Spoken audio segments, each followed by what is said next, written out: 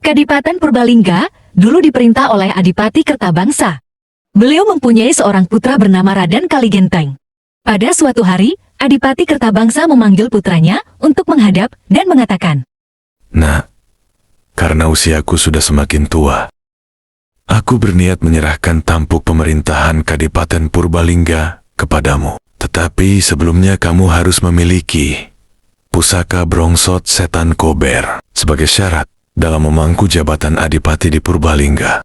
Pusaka Brongsot Setan Kober itu sekarang dimiliki oleh Ki Gede Ngurean di Padepokan Kendang Bolong." Lalu dengan percaya diri, Raden Kaligenteng menyanggupi persyaratan yang diberikan oleh ayahnya. Baik, ayahanda, aku akan segera berangkat ke Padepokan Kendang Bolong dengan didampingi Demang Sirongge untuk mengambil pusaka Brongsot Setan Kober. Sampailah Kaligenteng di Padepokan Kendang Bolong. Menyadari niat tamunya, Ki Gede Ngurean dengan sopan mempersilakan Raden Kaligenteng duduk. Ki Gede, kedatanganku ini diutus oleh Rama Adipati supaya meminjam pusaka Brongsot Setan Kober sebagai syarat menjadi Adipati di Purbalingga. Anak Mas Kaligenteng, Eyang tidak keberatan memberikan pusaka itu yang memang milikku. Tapi perlu Nak Mas ketahui bahwa pusaka Brongsot Setan Kober itu sekarang berada di tangan pamanmu, yaitu Adipati Jebuk Kusuma di Sokaraja. Jawaban Ki Gede Ngurean membuat Raden Kaligenteng marah karena dianggap berbohong, hingga ia berani memukul Ki Gede. Melihat hal itu, Raden Joko Nugroho langsung menyeret Kaligenteng keluar, dan terjadilah perkelahian sengit. Dalam perkelahian tersebut, Kaligenteng kalah dan melarikan diri. Aku akan pergi ke Kadipaten Sokaraja untuk melaporkan tindakan yang dilakukan oleh Kaligenteng di Padepokan Kendang Bolong. Sementara itu, Padepokan akan dijaga oleh Joko Nugroho dengan sebaik-baiknya. Ucap Ki Gede Ngurean yang akan bersiap untuk pergi ke Kadipaten Sokaraja. Kadipaten Sokaraja saat itu dipimpin oleh Adipati Jebuk Kusumo, yang masih berkerabat dengan Adipati Kertabangsa dari Purbalingga. Istrinya bernama Dewi Anggrahani, dan patinya adalah Yuda Tenaya. Adipati Jebuk Kusumo memiliki seorang putra, Raden Kuncung, yang sedang berguru pada Risi Datuk Barul di Bumiayu. Ketika mereka sedang membahas Raden Kuncung yang sudah lama tidak pulang, tiba-tiba Ki Gede Ngurean datang dengan wajah sedih, membuat Adipati Jebuk Kusumo terkejut. Adipati menyambutnya dengan tergesa-gesa, mempersilakan duduk, dan menjamunya. Setelah sejenak berbasa-basi menanyakan keadaannya masing-masing, sang Adipati bertanya, "Mohon maaf, sepertinya kedatangan Ki Gede Ngurean di Sokaraja ada sesuatu yang sangat penting. Dan mengapa Ki Gede kelihatannya sangat sedih?"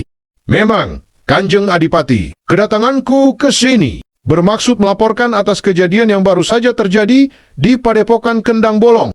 jawab Ki Gede Ngurean. Apa yang terjadi di Padepokan, Ki?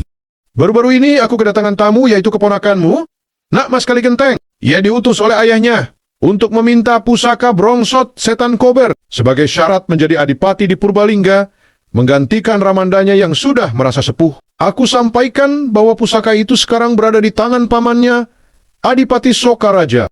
Tapi tampaknya Nak Mas Kaligenteng tidak percaya dengan ucapanku, dan dia merasa aku berbohong. Lalu dia marah, sampai-sampai berani memukul diriku. Untungnya saat itu ada calon mantuku, Nak Mas Joko Nugroho, yang mencegah.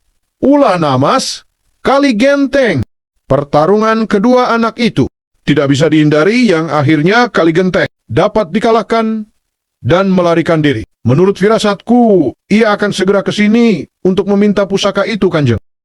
Mendengar cerita dari Ki Gede Ngurean, Adipati Jebuk Kusumo marah dan menganggap Kaligenteng lancang karena berani memukul gurunya. Adipati lalu meminta Ki Gede Ngurean tinggal sementara di Kadipaten Sokaraja. Tak lama, Kaligenteng datang menghadap dan mengeluhkan bahwa Ki Gede Ngurean telah membohonginya soal pusaka Brongsot Setan Kober yang diperlukan untuk menjadi Adipati Purbalingga. Mendengar hal ini, Adipati Jebuk Kusumo makin marah, dan terjadilah pertengkaran antara keduanya. Kaligenteng, yang pemarah, memukul dada sang Adipati, lalu melarikan diri. Adipati mengejar, dan mereka bertarung sengit. Ketika Adipati Jebuk Kusumo mengeluarkan pusaka Setan Kober, Kaligenteng ketakutan dan melompat ke sungai. Adipati melemparkan batu-batu besar ke sungai, namun Kaligenteng tak muncul. Keajaiban terjadi, air sungai itu tiba-tiba berbau bunga kenanga, sehingga diberi nama Kedung Kenanga. Masih kecewa karena gagal menangkap Kaligenteng, Adipati Jebokusumo menunggu di tepi sungai.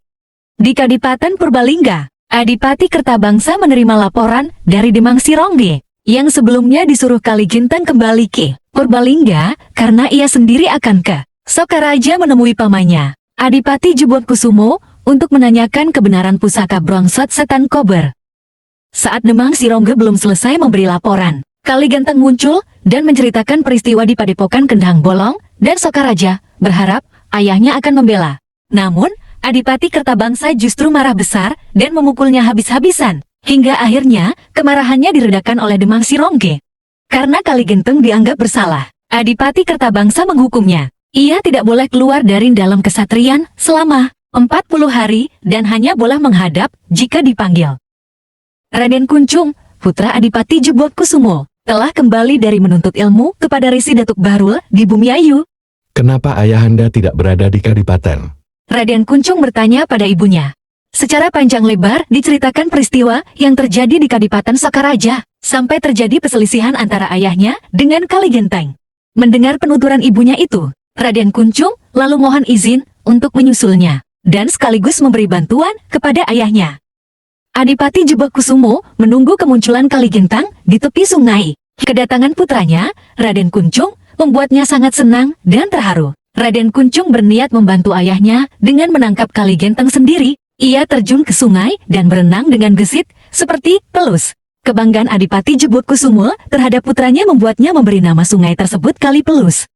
Setelah lama menyelam, Raden Kuncung muncul ke permukaan kembali. Kali Genteng tidak diketemukan di dasar sungai. Namun aku melihat ada sebuah gua di lampeng sungai. Ada kemungkinan Kali Genteng sebelumnya bersembunyi di gua itu dan berhasil lolos. Aku pastikan untuk menangkap Kali Genteng. Bisa jadi, Kali Genteng harus ditangkap. Aku menugaskanmu untuk meringkus Kali Genteng hidup atau mati. Bawalah pusaka Brongsot Setan Kober sebagai piandel Kadipaten. Berangkatlah, segera. Ucap Adipati Jebokusumo. Raden Kuncung lalu berangkat melaksanakan perintah. Dalam usahanya menangkap Kali Genteng, Raden Kuncung selalu memohon petunjuk kepada Yang Maha Kuasa. Ya Gusti, tunjukkanlah jalan untuk menangkap Kali Genteng. Berikanlah petunjuk agar aku dapat mengalahkan kejahatannya.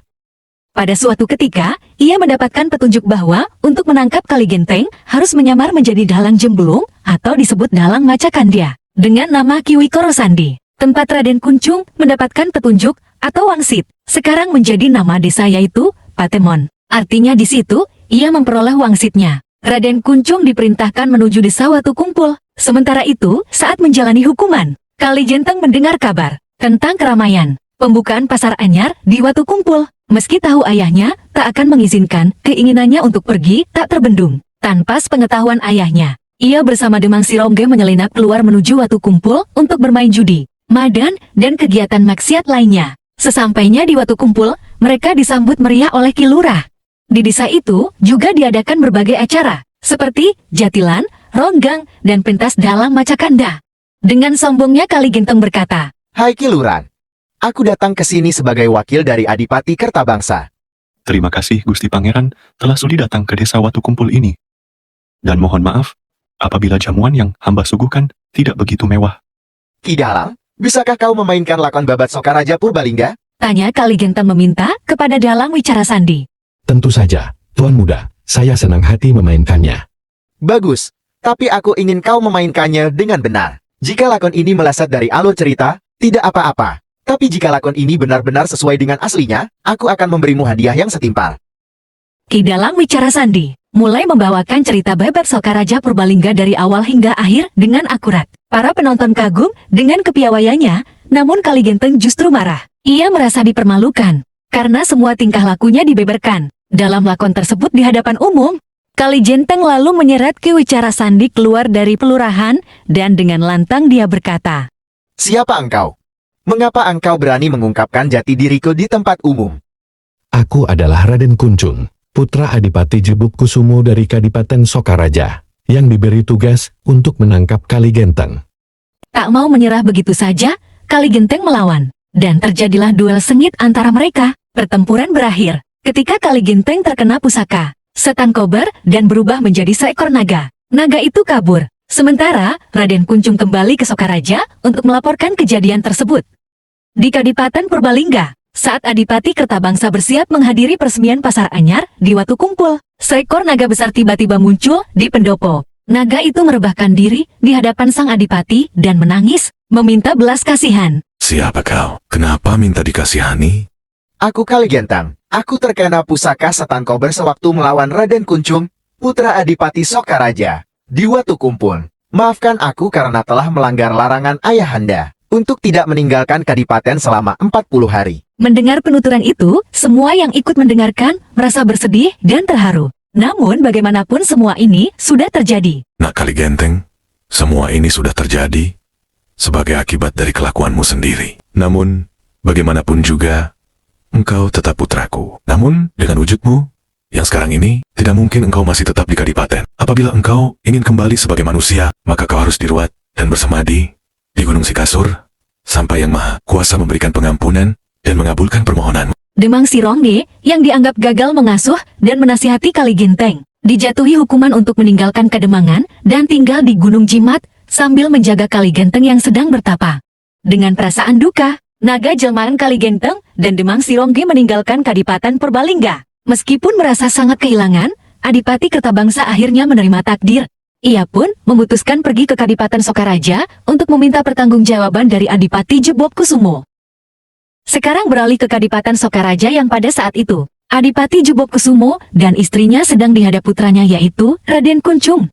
Ayahanda dan ibunda, saya telah berhasil mengalahkan Raden Kali Genteng. Ia terkena tikam pusaka Brongsot Setan Kober dan berubah wujud menjadi naga. Namun Raden Kali Genteng melarikan diri. Ucap Raden Kuncung melaporkan tugasnya yang telah dilaksanakan. Saat mereka berbincang, Adipati Kertabangsa dan istrinya tiba-tiba datang. Wah, Kakanda Kertabangsa, selamat datang. Kami datang untuk meminta maaf atas perbuatan Raden Kali Genteng. Ia kini telah berubah wujud menjadi naga dan meninggalkan Kadipaten Purbalingga. Tidak ada lagi penerus Kadipaten. Ujar Adipati Kertabangsa. Kami turut berduka cita, Kakanda. Apa yang dapat kami bantu? Saya mohon bantuanmu demi kesejahteraan Purbalingga. Saya ingin Raden Kuncung menjadi anak angkat saya dan menggantikan kedudukan sebagai Adipati Purbalingga. Usulan yang menarik, Kakanda. Tapi, perlu persetujuan Kuncung. Kuncung, bagaimana pendapatmu? Ampun, Ayahanda. Saya bersedia menjadi anak angkat dan kelak memimpin Kadipaten Purbalingga. Adipati Kertabangsa sangat gembira mendengar kesediaan Raden Kuncung. Setelah semuanya selesai dibahas, Adipati Kertabangsa dan istrinya pamit kembali ke Purbalingga untuk menyampaikan kabar baik ini. Bendera Umbul Waring Manunggal dengan pusaka Brongsot Setan Kober, Purbalingga, dan Sokaraja digabung menjadi satu wilayah, dengan Purbalingga tetap sebagai kadipaten dan Sokaraja menjadi kecamatan. Pada waktu yang telah ditetapkan, Raden Kuncung dinobatkan sebagai Adipati Purbalingga dengan gelar Adipati Kertabangsa III, diiringi perayaan meriah dengan menyatunya Sokaraja Purbalingga. Berarti hanya ada satu kadipaten yaitu Kadipaten Purbalingga, sedangkan Sokaraja berubah status menjadi kecamatan dan Jebobkusumo menjadi sesepuh Kadipaten Purbalingga. Babat Sokaraja ini bagi masyarakat setempat sudah melegenda sampai sekarang dan mereka menganggap bahwa kisah itu benar-benar terjadi di masa lampau. Hal ini didasari dari fakta-fakta yang ada, misalnya nama Sokaraja atau Sokaraja ini diambil dari nama seekor kuda kesukaan Adipati Jebobkusumo, yaitu Sokaraja, suka atau senang. Sumber lain juga ada yang mengatakan bahwa Sokaraja sebelumnya bernama Kasih, inti silsilah dan sejarah Banyumas. Nama Kasih ini dihubung-hubungkan dengan nama Raden Kuncung yang makamnya di Sokaraja Kulon. Kali Pelus adalah sungai di mana Raden Kuncung menyelam dan berenang layaknya seekor pelus. Tempat di mana Raden Kuncung mendapatkan wangsit untuk bisa menangkap Kali Genteng. Sekarang dinamakan Patemon yang terletak di wilayah Kabupaten Purbalingga. Gunung Sikasur merupakan sebuah pegunungan yang berada di sebelah utara kota Purbalingga Bobotsari. Ada tradisi wawalar yang sampai sekarang masih berkembang di kalangan masyarakat Sokaraja, yaitu orang Sokaraja tidak boleh berbesanan dengan orang Purbalingga. Barang siapa yang melanggar wawalar ini dipercayai akan mendapat petaka dan sengsara. Begitu pula di kalangan orang Purbalingga juga pantang untuk mandi di Kali Pelus karena akan membawa nasib sial, bahkan akan mendapat musibah. Demikian kisah Raden Kuncung Babak Sokaraja.